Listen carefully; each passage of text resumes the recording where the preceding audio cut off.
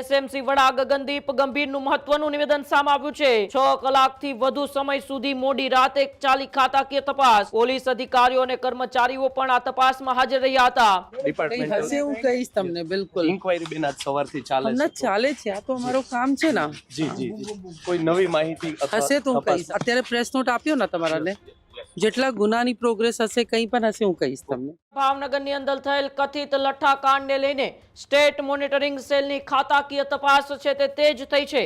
SMC વડા ગગનદીપ ગંભીરનું મહત્વનું નિવેદન સામે આવ્યું છે।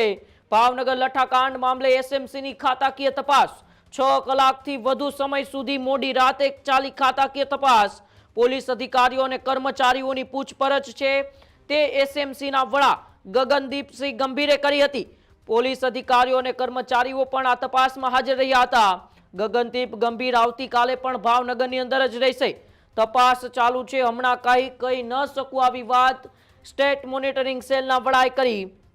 તપાસ આગળ વધતા માહિતી આપવામાં આવશે તેવી વાત પણ તેમણે કરી। અત્યાર સુધીની તપાસની પ્રેસ નોટ આપવામાં આવી।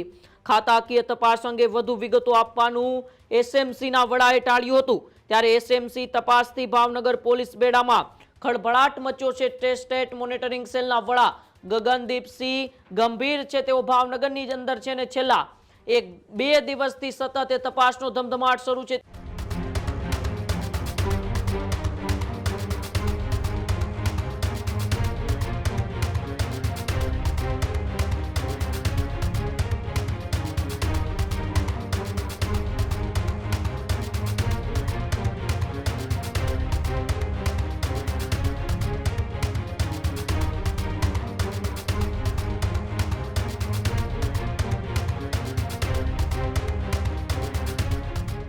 ત્યારે ગઈકાલે મોડી રાત્રે 6 કલાક સુધી એ પોલીસ કર્મીઓ અને કર્મચારીઓની પૂછપરછ છે તે એસએમસીના વડા દ્વારા કરવામાં આવી હતી અને ત્યારબાદ મીડિયા સમક્ષ તેમણે નિવેદન આપ્યું કે તપાસ ચાલુ છે, હમણાં હું કહી ન શકું। ખાતાકીય તપાસ અંગે વધુ વિગતો આપવાનું પણ એસએમસીના વડાએ ટાળ્યું હતું।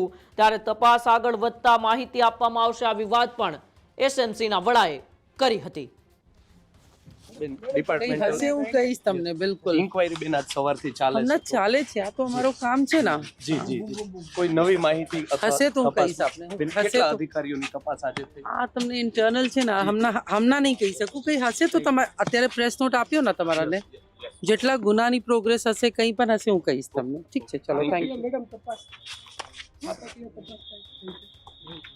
કામ ચાલે છે ને બેન કંઈ ડિપાર્ટમેન્ટ હશે હું કહીશ તમને બિલકુલ ઇન્ક્વાયરી બેન આજ સવારથી ચાલે હમણાં છે ચાલે છે આ તો અમારું કામ છે ને જી જી કોઈ નવી માહિતી હશે તો હું કહીશ આપને બેન હશે કેટલા તો અધિકારીઓની તપાસ આજે થઈ આ તમને ઇન્ટરનલ છે ને હમણાં નહીં કહી શકું કંઈ હશે તો તમે અત્યારે પ્રેસ નોટ આપ્યો ને તમારાને જેટલા ગુનાની પ્રોગ્રેસ હશે કંઈ પણ હશે હું કહીશ તમને। ઠીક છે, ચલો થેન્ક યુ મેડમ। તપાસ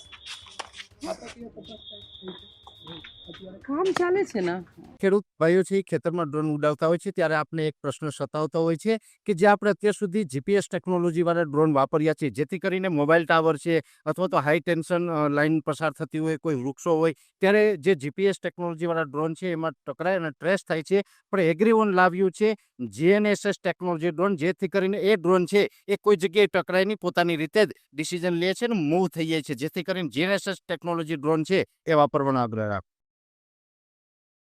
હજુ સુધી તમે અમારી ચેનલને સબસ્ક્રાઇબ નથી કરી તો અત્યારે જ ન્યૂઝરૂમ ગુજરાતને સબસ્ક્રાઇબ કરો, ફેસબુક અને ઇન્સ્ટાગ્રામ પર ફોલો કરો।